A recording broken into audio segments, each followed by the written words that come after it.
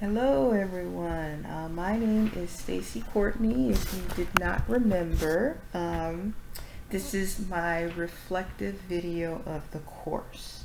So first question, what did I expect to learn in this course? So in this class I expected to explore similarities and differences, which prepares us for this space in order to professionally engage our clients. So what I expect to uh, learn, of course, was the ethical considerations and the legal ramifications if you're caught while ignoring standards. So, what I liked about this course, of course, is it highlights and helps paint a picture of what to truly uh, take when helping clients virtually. Of course, you have pretty much a lot of the same standards while in person, but it provides a different perspective when doing distance counseling. How did the course expectations align or differ? Well, to be honest, I thought that it did align very well. My expectations didn't differ or waver at all. I thought that the exposure to this class definitely helped with my walk in working towards being a professional clinician. I mean, there was so much resources that was available on the dashboard. I mean, the professor was very hands-on, so we were able to ask questions, and he pretty much always got back to you expeditiously. So it's not like you had to be a deer in the headlights in this class. So that, of course, is very, very, very important for a student, especially learning in this space and not having the background. Of course, it helps with all the resources to build a Rolodex so that you have it ready, available in your arsenal. And then the next question talked about the different, I'm assuming we're talking about the live labs where it says 2 telehealth sessions. So the sessions that I took was in week 3 and in week 6, and both of the sessions took place at 7:30 Eastern time.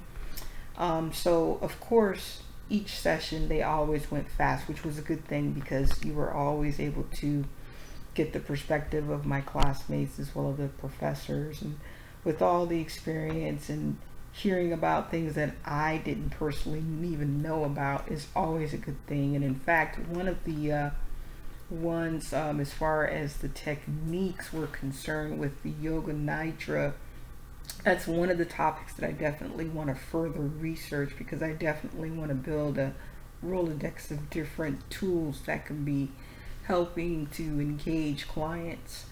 The first one I remember, which was back in week 3, that was more catered to looking at a different group, research wise, of course, preferably a peer reviewed article, and we looked at groups that were different than us.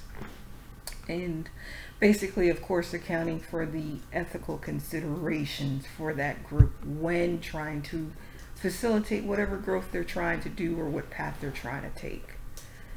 As far as competency in the telebehavioral health, let's see here. Now, I did look at the checklist, so I definitely were aware with a lot of the items that were on the checklist, but it kind of helped to look at it in a holistic approach, in particular when we're talking about safeguarding or securing private information or in the area of confidentiality and considering the HIPAA laws and the high-tech laws.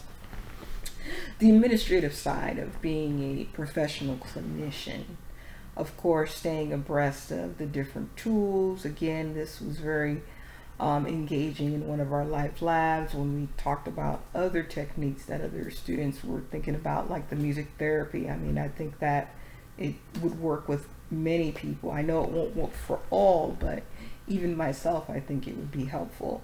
And then also too, the mindfulness meditation. I mean, who couldn't use techniques in order to help people relax? Because a lot of the people in the population that we'll probably serve will probably have some anxiety and might need a healthy alternative so that they can do things on their own.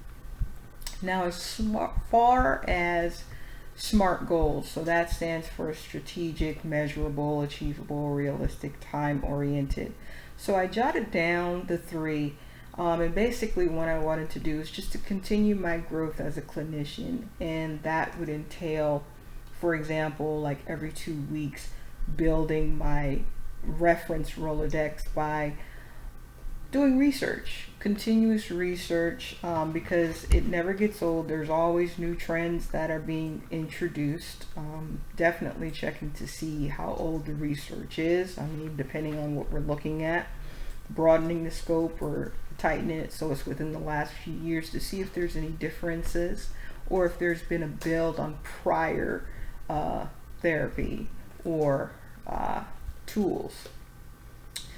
So I wanted to definitely do that on a bi-weekly basis. And I'm hoping that I don't fall off of that track, because if you don't keep up with the research, it can easily get away from you. The next one would be once a month, looking into the different organizations, of course, those that are for clinicians' reference. Like, for example, the continuing education workshops. There are plenty to do, whether we're talking about the distance counseling or in-person counseling, to either stay abreast of different trends or learning different techniques. And also, it's a good opportunity to network. So I look forward to doing the continuing education courses. And then once every quarter, I intend to either go to a museum or festival. The whole point is to engage or immerse into a different culture that's not typical of my own. So, I mean, that's the good part of being in Northern Virginia. We're not far from DC, so there's plenty of museums that we're able to get to, and a lot of them are free. You just have to make sure you have a reservation with some because of the traffic, especially during the tourist season. So yeah, I'm definitely going to be looking forward to that too. So this will be a learning experience, but also a fun experience. And then the next question, identifying at least one continuing education resource. So of course there's so many, especially in Northern Virginia. In fact, you have the Northern Virginia Licensed Professional Counselor site that I can refer to for continuing education.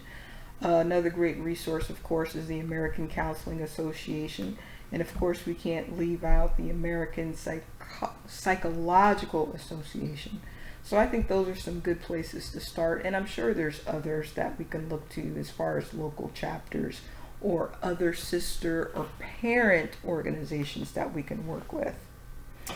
As far as an ethical consideration related to telebehavioral health, that will be critical. I mean, the whole thing is critical, but since we are honing in on virtual, is the virtual professional presence for me, which is section H.6.A. It actually says virtual professional presence in cases where counselors wish to maintain a professional and personal presence for social media use, separate professional and personal web pages, which I believe that will be an easy one for me. I don't intend to put any professional jargon on my personal pages and vice versa. I mean, there's a healthy separation that I intend to uphold. It makes things easier anyway when you have that separation. As far as takeaways from the course, well, again, listening, being open to criticism, that's very important because it's all about making you better and not taking it personally. The takeaway is learning from our cohorts, learning from the professor, doing your own research, because when you do it on your own, that's really when you want to learn about it.